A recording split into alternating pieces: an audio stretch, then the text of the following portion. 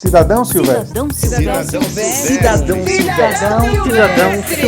Cidadão Silvestre. Chiu, eu queria começar falando justamente sobre a questão, o que poderia se dizer, né, de início, assim, sobre o que é, né, a filosofia chinesa. É uma filosofia recente, é uma filosofia antiga? O que você pode passar para a gente, assim, de início, né, para quem quer começar a entender a filosofia chinesa? Então hoje a gente vai precisar delimitar, né, o tema que é tão abrangente, porque se você fala filosofia chinesa, primeiro porque vai provocar uma polêmica, tem gente que não considera filosofia chinesa, mas a gente pode dizer que existe o pensamento chinês, mas profundamente cheia de conceitos, tá?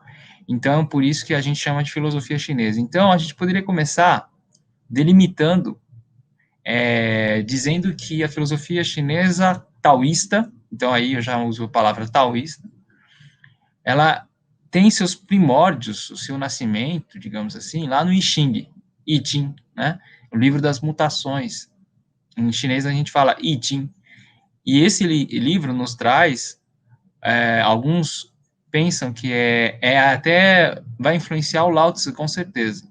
Eu que estudo os dois e dou aula sobre os dois livros, Tao Te Ching e o I Ching, eles se comunicam, né? Eles têm informações preciosas, porque se você entender o Lao Tzu através do I Ching e vice-versa, você acaba colhendo subsídios muito importantes para a compreensão dessa filosofia antiga chinesa, que a gente está falando do I Ching, mil e pouco antes de Cristo. Isso a gente está falando na dinastia Zhou, tá? Inclusive eu estou com aqui a tradução do Richard Whigham, aqui, a primeira versão em português.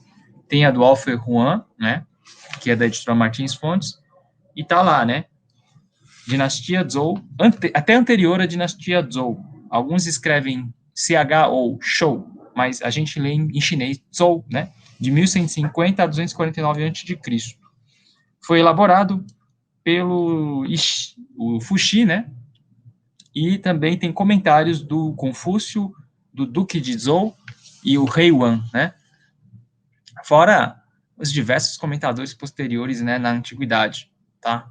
Quando a gente fala antiguidade, a gente está falando anos antes de Cristo e depois de Cristo também, tá? Aí depois vem o Dao De Jing, que é o livro, né, clássico do taoísmo, um dos fundadores do taoísmo. Quer dizer, o taoísmo já existia antes, né, mas só que o Lao Tzu veio para mostrar de maneira mais concisa os princípios do taoísmo, né, que a gente conhece como Tao Tia, escola de pensamento taoísta. É mais ou menos similar àquela proposta que o Patanjali, ou Patanjali, na Índia, curiosamente quase no mesmo período que Lao Tzu, 6 a.C., escreveu os Yoga Sutra, né, que sintetiza também aquela tradição que é muito mais antiga, que já vinha se evoluindo e se desdobrando, né, bem antigamente, bem antes do Patanjali, né? E o que o Patanjali fez? Ele escreveu pequenos versos, né, que resumem, sintetizam, né, captam digamos, os princípios fundamentais da yoga, né? Aquela vertente bem própria, que aí vai incluir meditação, que vai incluir, enfim, uma série de exercícios que estão ligados ao conhecimento. Assim também Dao De Jing faz isso de maneira concisa, surpreendentemente. Lao Tzu também inova em alguns aspectos. Lao Tzu é um conservador, né? Ele conserva a tradição porque ele é tributário da tradição, mas ao mesmo tempo ele é inovador. Você falou sobre a questão de ser conservador. Primeiro, eu achei lindo a forma que você falou, porque o conceito de conservador é de se manter algo. E inovador no sentido de acrescentar algo. Ou seja, quem hoje diz, assim, na nossa sociedade em geral, que eu sou conservador, geralmente essa pessoa ela é reacionária, ela quer tirar direitos de algumas camadas para que as coisas funcionem. Então, isso é um pouco diferente. Existe uma diferença entre ser conservador e ser reacionário. O conservador ele quer manter. Então, ou seja, ele quer manter e a partir dali ele quer crescer alguma coisa. E aí tem uma coisa que a gente conversou e que eu achei muito interessante, né? Porque a sociedade japonesa, ela acabou sendo construída com uma base num pensador chinês, né? Que foi Confúcio. E aí eu queria que você falasse um pouquinho, né, sobre justamente a importância do coletivo nesse sentido, da filosofia, do pensamento chinês, né? Tanto de Claro. Lao Tzu como de Confúcio. O que você poderia falar para o público sobre a importância, né, do coletivo para esses dois pensadores?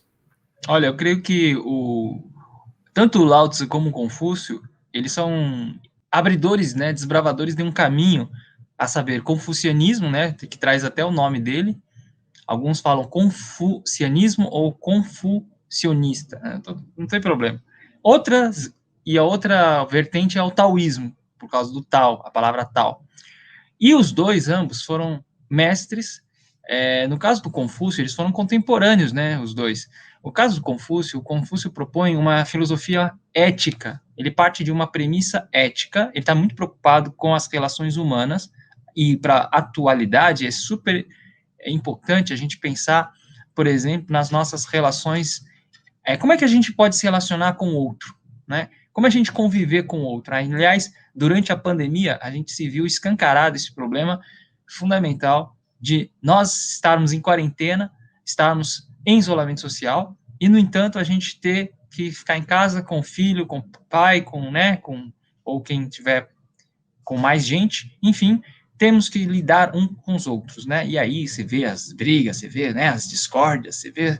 Então, essa relação humana conflitante, que ainda a gente enfrenta hoje com muitos problemas, era uma questão para Confúcio, né? Como lidar com gente, sabe?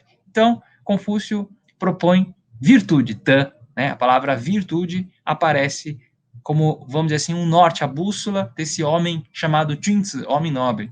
O Junzi é aquele cavaleiro, né? Alguns traduzem, um homem nobre, que é um homem ético, que buscaria, segundo Confúcio, se ele for educado, se ele buscar autoeducar-se numa espécie de autocultivo, né? Que pressupõe justamente uma prática das virtudes, né? Então você precisa, na verdade, lidar com o outro sendo benevolente, diz Confúcio, né? Ren, a palavra ren é a virtude da benevolência. Tanto que o caractere, o ideograma, ele tem, né, na sua parte esquerda, o radical ren, que é pessoa, em chinês, e que escreve assim, ó. Com 2 traços. Ou seja, é assim, ó.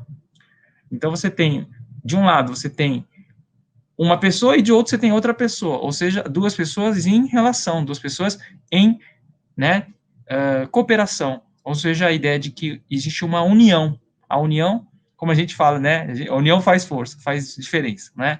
Então, quando a gente um sonho que se sonha junto, mas um sonho que se sonha a dois se realiza, concretiza. Então, Confúcio, ele era um humanista. A gente chama ele, nos comentadores, eles dizem que o Confúcio, por exemplo, a Anne Chang, na história do pensamento chinês, ela tem um capítulo chamado Humanismo, né? Humanismo lá do Confúcio, humanista. Por que ele é humanista? Porque a palavra humano em chinês é ren. Tanto ren como pessoa, como ren como virtude da benevolência. Então, essas duas palavras resumem um pouco, né? Só para a gente não vai falar profundamente, mas é só para linhas gerais, a grosso modo, a filosofia de Confúcio é uma filosofia da benevolência.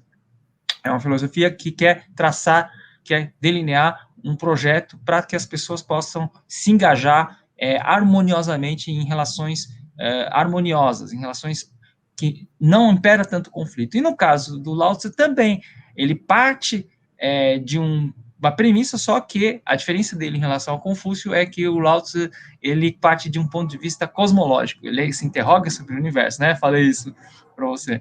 E também para o pessoal saber que Lao Tzu, ele é um mestre que ele busca, na verdade, a totalidade do universo, a causa dessa totalidade, né? Portanto, ele é um pensador, ele não é só um mero, como é que se diz? Professor, né? Não, ele é um grande mestre, um grande sábio, mas também um grande filósofo, porque, embora o capítulo 1 não esteja colocado explicitamente a pergunta qual é a causa desse universo, né?